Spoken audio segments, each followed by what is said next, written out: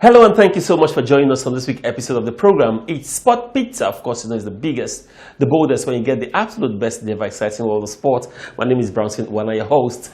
Now the World Cup officially has started and we are getting almost into the round of 16 and it's been absolutely fantastic. Lots of revelations. We've seen the high and lows of the tournament already.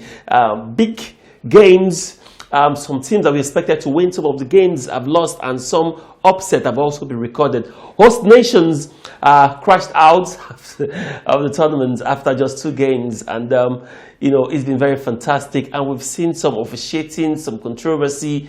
VAR has been put to tests a couple of times, and there have been lots of calls. The World Cup has been full.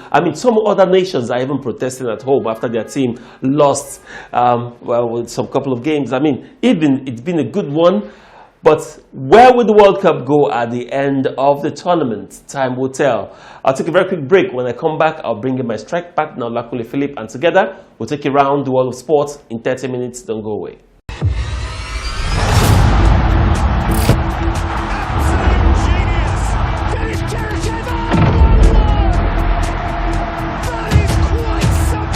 The greatest football showpiece lands in Qatar as 32 teams slug it out or become the next world champion. The World Cup is a platform where gladiators meet for bragging rights.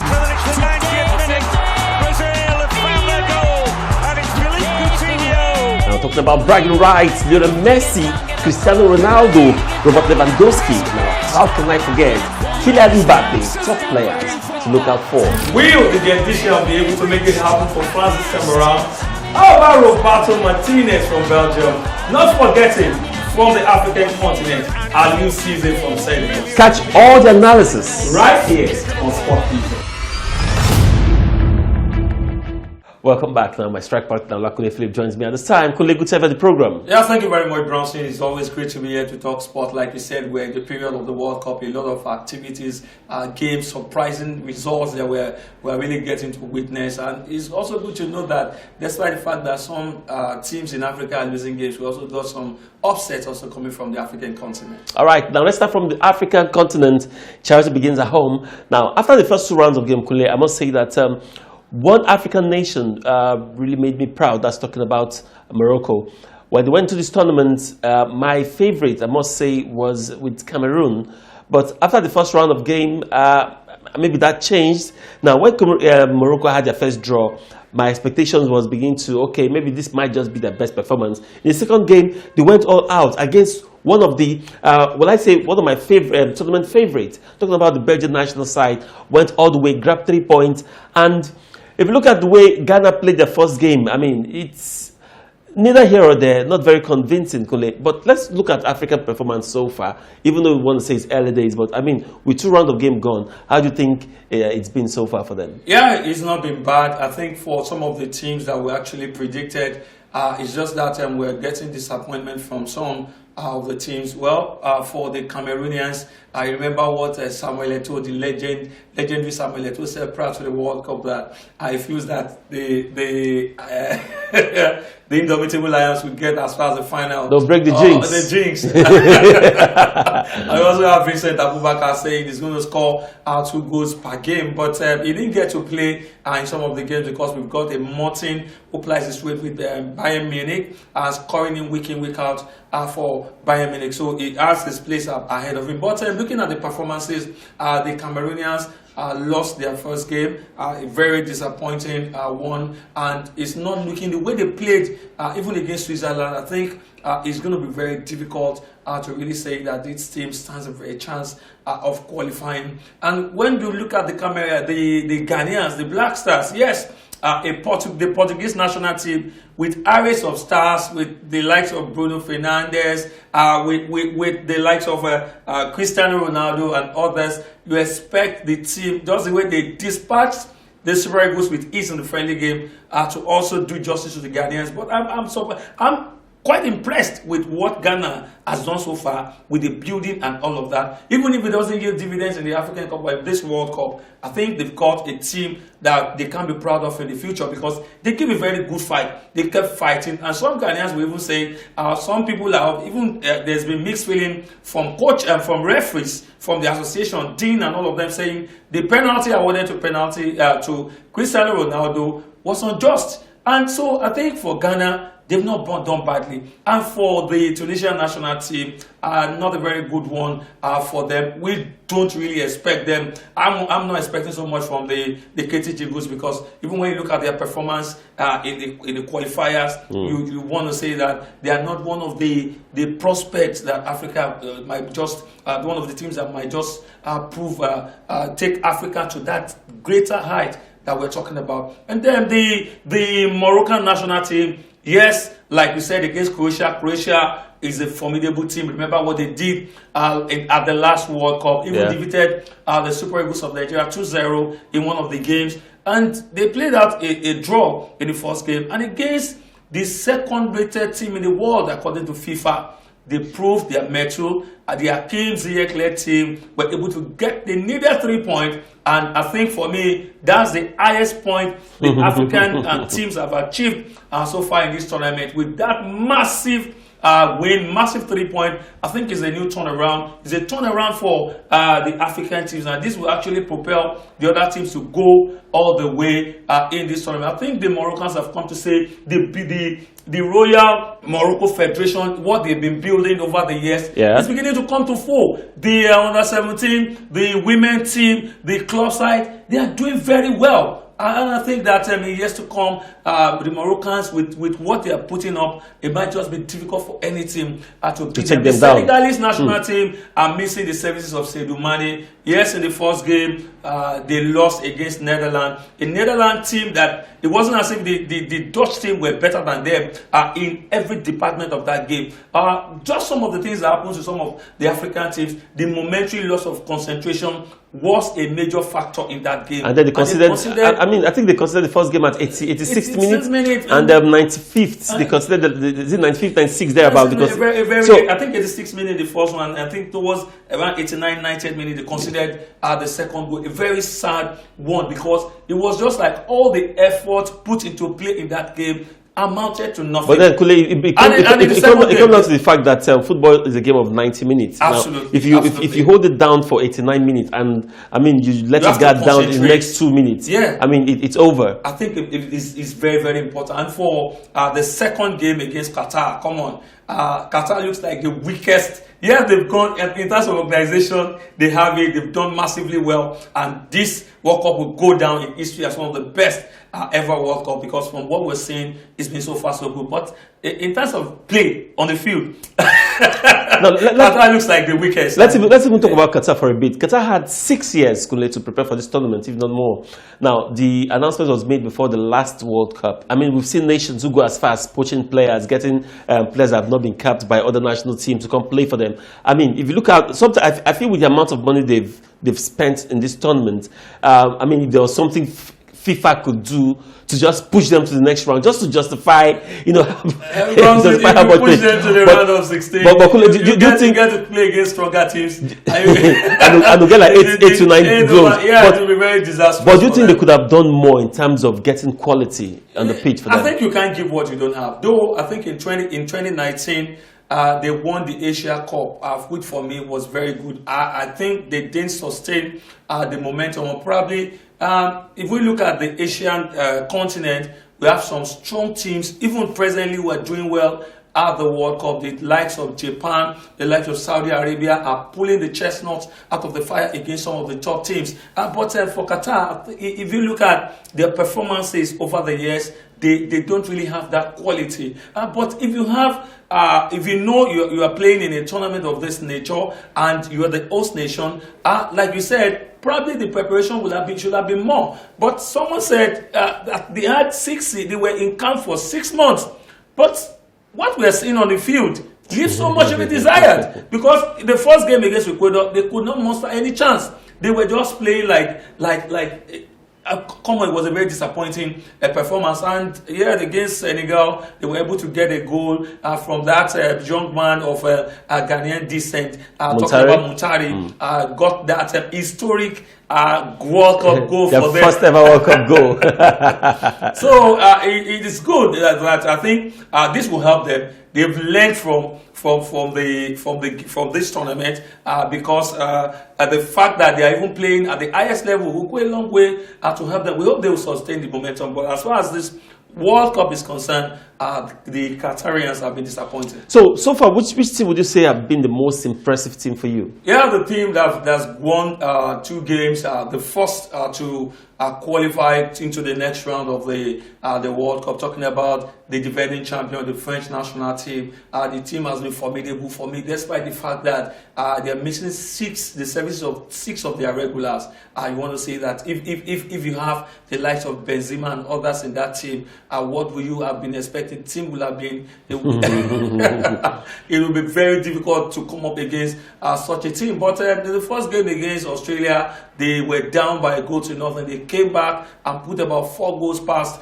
the Australian national team. And against Denmark, one of the strongest in that group as well, they defeated the team by 2-1, and they're through to the next round. The team for me has been growing. They are waxing stronger. I'm just wondering how they are able to cope because for some of the players, the first 11 players, this is the first time that some of them are playing together as a unit, because about six of their regulars are always playing in that team. But then we have the likes of Kylian Mbappe, the likes of Olivier Giroud, the ageless Olivier Giroud, who has hit the ground running as far as the tournament is concerned. And Mbappe has been very fantastic. I mean, look at the first 2 games he played, got 3 goals, and it seems to be like he's the only player in this tournament that doesn't look very tired. Yeah, he looks like he works almost 90 minutes without getting tired. We also got some other players who are also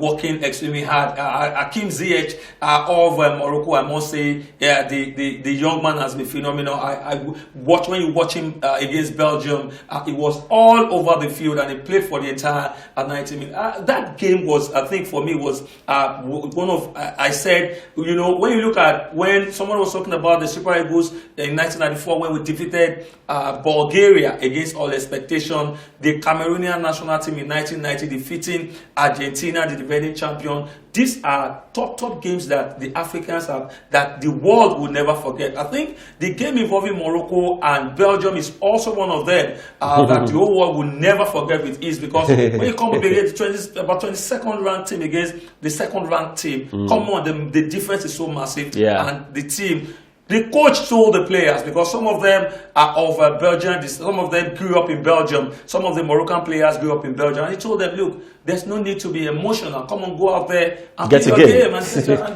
But when we talk about the World Cup, we can talk about World Cup for a whole 30 minutes of this program, but of course, we've got other things to look at. At this point, let's take a very quick break. When we come back, we serve you more stories. Don't go away.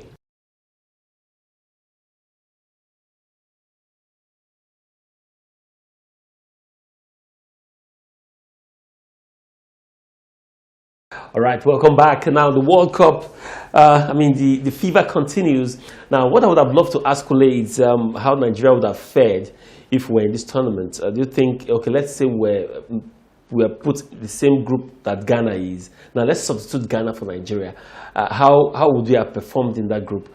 But of course, maybe we'll look at it next week on the program. I don't think we'll be able to qualify from that group. Looking at the way this team, if we had gotten past Ghana, and probably we're in this tournament, I don't think that we can put up such performance. I'm sorry to say. Now, see, the kind of performance. Competitive game is different. What you are judging based on the friendly games. No, I'm not judging based on the friendly games. I watched since Jose Pesseiro took charge. The first game against Sierra Leone was a keenly contested one right here in Nigeria. We struggled to win that game, 2-1. Then the second one against Sao Tome Principe. Come on. When you talk about African the countries with pedigree in football in the continent, come on, Sao Tome Principe is far away from one of those teams. So we defeated them by 10 goals to nothing. But I've not been impressed. Even in some of the friendly games we played, we've always played second fiddle. One of the friendly games against the Desert Foxes of Algeria, right there in was it Consistent or Algiers? We struggled in that game. The Algerians got the better. They dominated proceeding from that second half, almost at the end. They were mesmerizing us. What is going on? And the same thing happened with almost all the other friendly games we played. So I think if Nigeria is to play, we've got lots of strikers. Yes, our defense is jittery. Midfield, nothing. Absolutely nothing to write home about. And again, apart from Alex Iwobi. Strikers alone cannot play football. Absolutely. So the Ghanaians don't have the strikers. They've got midfield, a very solid midfield, and it's yielding dividend. I'm impressed with what Ghana has done so far. How they played against the Portuguese national team. They put up a fight. Now, talking about Ghana, it's not enough to be impressed with how they played. Did they win their game? Did they, how they fared? Football comes down at the end of the day. I understand. I must tell you. Personally, I'm not a fan of possession football. That's why, criticize him as much as you like. Jose Mourinho is one of my favorite all-time coaches.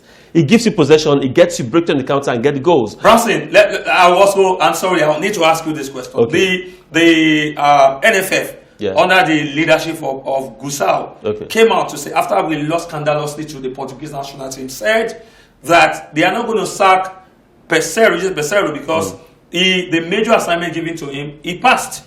Talking about the 2 games he played. But now he has played 7 games. He lost about 5 friendly games. Most of them are friendlies. But he has won his competitive games. He has won his competitive games. So he hasn't failed yet. You feel that let's we relax. Played against... Relax. Under Pesseiro, he has broken record. The first time Super Eagles will score 10 goals past any other person. Against Sao Tome Principe.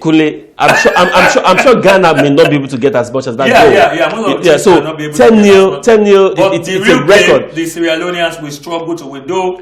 We got so the 3 points. We'll go back to other competitive games. The Nations Cup qualifiers will resume very soon. Next year, World Cup qualifiers again begin. So it's a lot of time to really see. Don't forget that our last coach, what's his name again?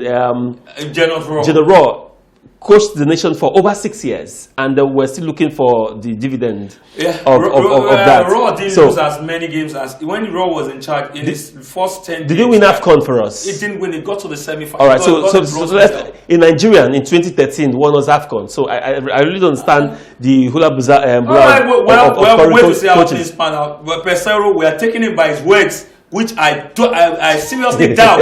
He said we're going to win the next African Cup of Nations. Whether he's going to perform magic, I believe him. How that is going to happen? I believe him. We've got the talent. Branson, we've got the talent. We've got the personnel. But the coaching, his tactical acumen, Branson is a huge suspect. So do you think I'm better than him? You are not a coach, come on, you're a journalist. Let's talk about Rivers United will know their next opponent for the CAF Confederations Cup on the 12th of December, and there have been lots of things put in place. Now, that draw was supposed to have been held on the 16th of this month, but that didn't happen, and they'll wait to see how well that goes. Now, the big one again, National Sport Festival, kickstarts this week, and maybe because of the World Cup, the National Festival this year seems to have been downplayed a bit, and we had hosting issues, who hosts and who doesn't, and it goes to tell you how our sport infrastructure is decaying by the day. For instance, in my community, I don't think we have a football pitch where guys around can gather, play football, and all of that. And same goes for every state of the federation. But whatever it is, National Sports Festival, for me, I think the beauty of the festival has really dropped, because we've not been going there to scout for players.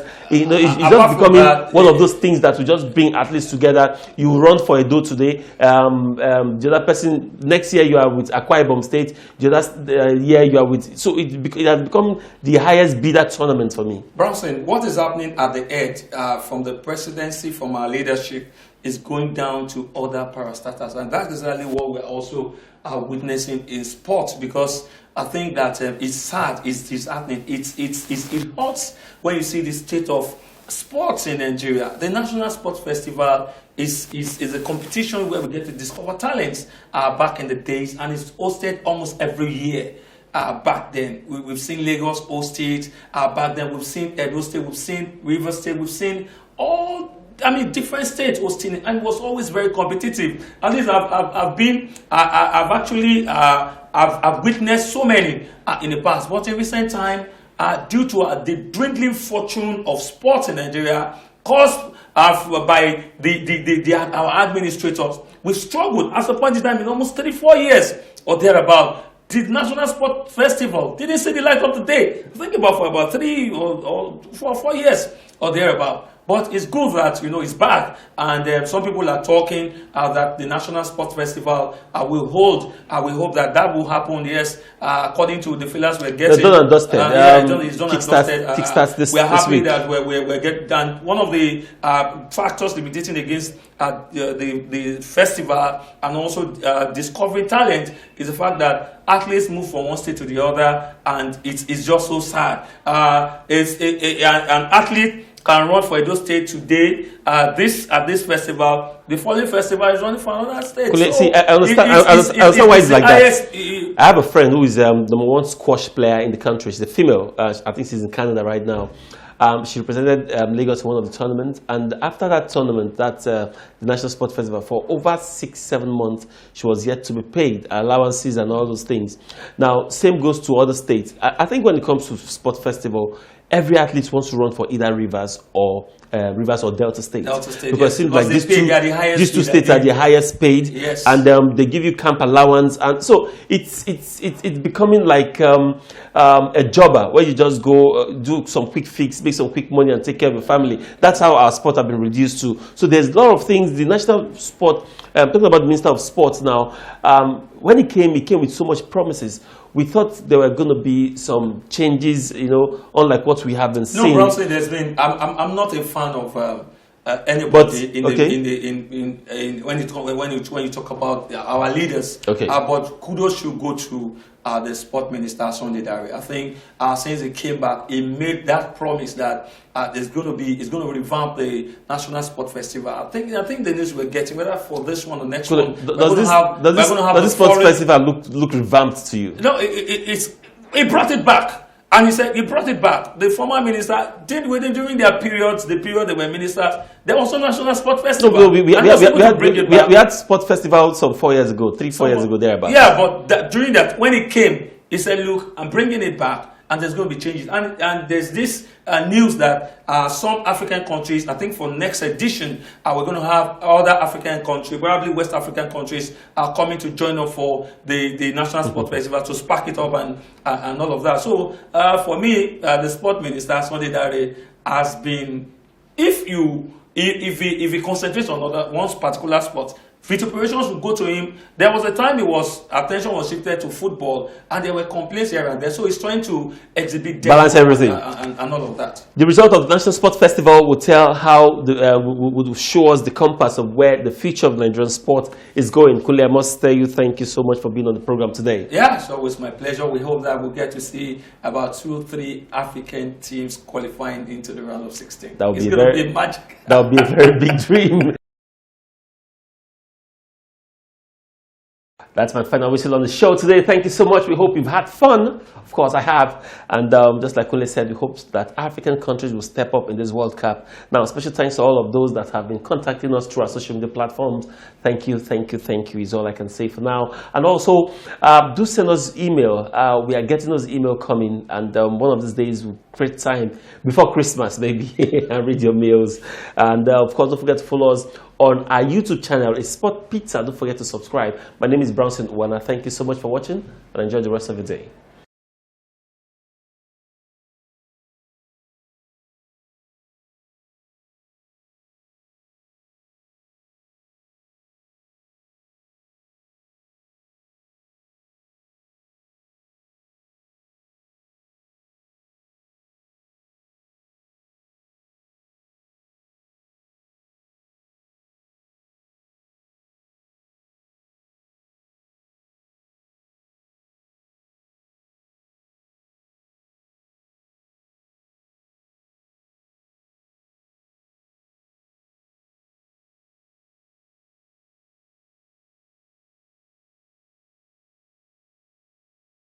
you.